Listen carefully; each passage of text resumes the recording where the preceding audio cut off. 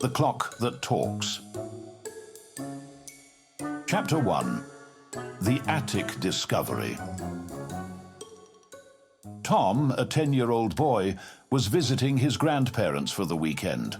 They lived in a quiet town with many trees and birds. On Saturday, it started to rain. Tom couldn't go outside to play, so his grandpa said, "Why don't you look in the attic? There are old things up there." Tom climbed the stairs slowly. The attic was dark and full of boxes. He found old books, a leather jacket, and even a kite. Then he saw a large wooden box in the corner. It had a shiny handle. He opened it and gasped. Inside was a tall clock. It didn't look smart or modern, but it had golden numbers and a big button under the screen. Tom wiped the dust and pressed the button. Nothing happened. Confused, he tapped the side. Still nothing. He was about to go when the clock ticked. It was soft but clear. Tick, tick, tick. Tom carried the clock downstairs. Grandma smiled. "That old thing? It hasn't worked in years." Tom placed it on the table in his room. He liked it. It was beautiful in a strange way. That night, he fell asleep looking at it. At midnight, a sound woke him. "Tom," said a voice, "are you ready for a game?" Tom sat up, confused. The clock was glowing. The screen turned on, and the numbers changed. A new button appeared. "Press if you want to play," the clock said. Tom took a deep breath. Then he pressed the button. Chapter 2. The First Riddle. The screen turned blue. Words began to appear, one letter at a time. It looked like the clock was typing. Riddle 1. I am full of numbers, but I am not a book. I live on the wall and help you look. What am I? Tom read the riddle out loud. He was quiet for a moment, thinking hard. Then he smiled. Yeah! A clock. It's a clock like you. The clock made a happy ding sound. Correct, it said. You are smart. One step at a time. Keep going. Tom nodded. What happens now? The screen showed a small map. A red dot blinked.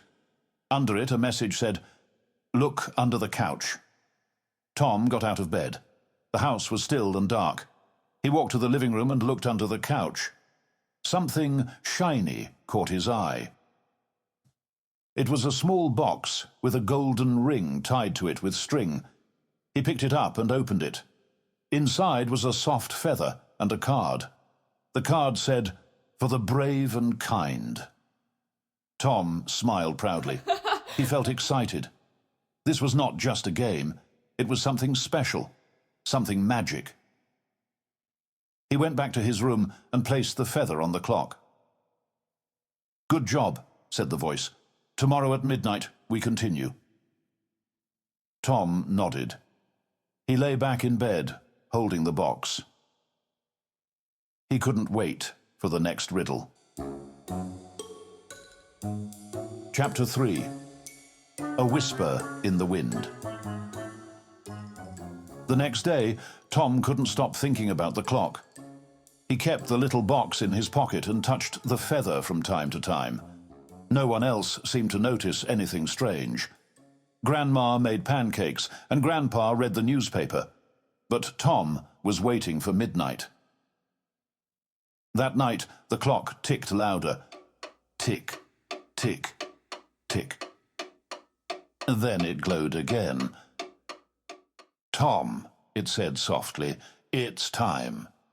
Tom pressed the button. The screen blinked and showed a new message. Riddle 2. I have keys but no locks. I make music but I'm not a box. What am I? Tom sat up straight. He whispered, "A piano?" The clock made a cheerful ding again.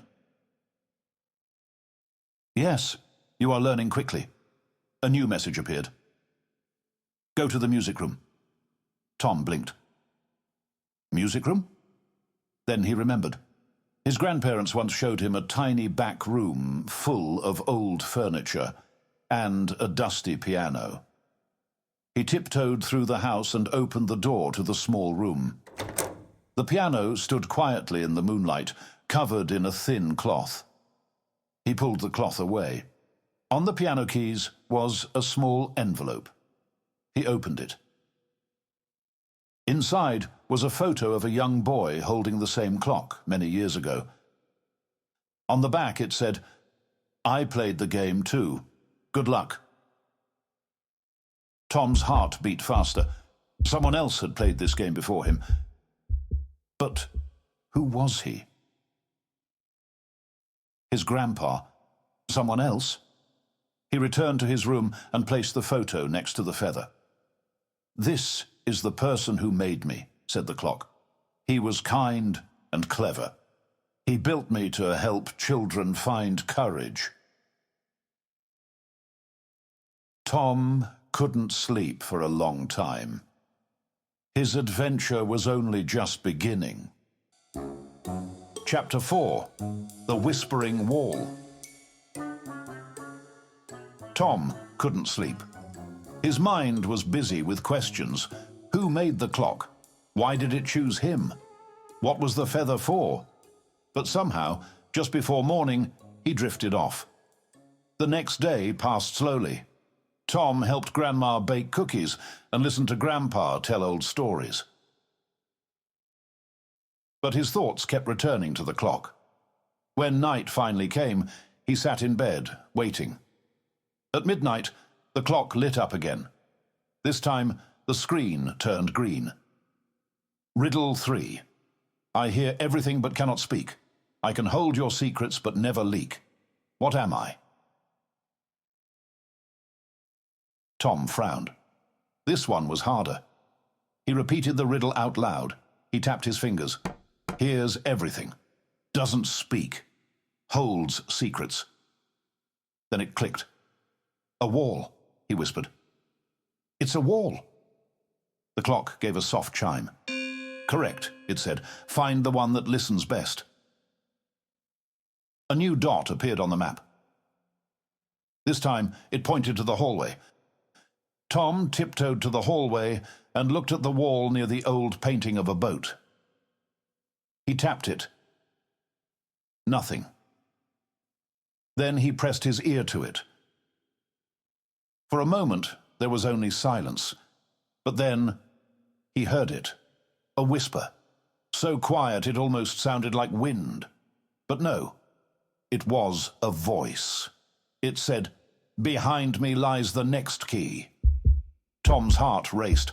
He looked around and noticed a tiny crack between the wall and the floorboard.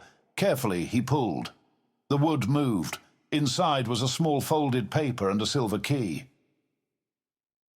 He held it up. "I found it," he whispered.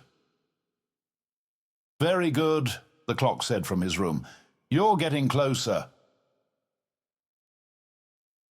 Tom ran back, clutching the paper and the key.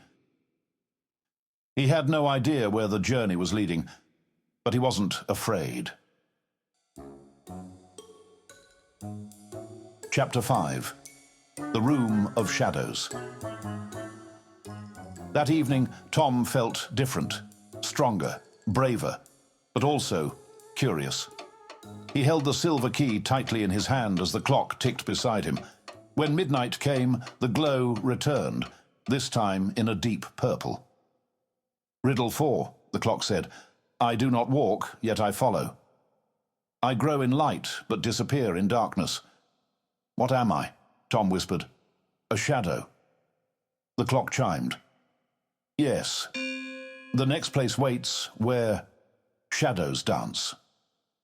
The screen flashed again, showing a small part of the house Tom didn't recognize. Then he realized it was the room with the tall curtains and the broken lamp. A room he had never been allowed to enter. He crept through the house. The door to the room was unlocked. Moonlight poured through the window, casting long shadows across the floor. In the middle stood a wooden chair, and on it, an old book. Tom stepped inside. The shadows on the walls moved slightly, as if alive.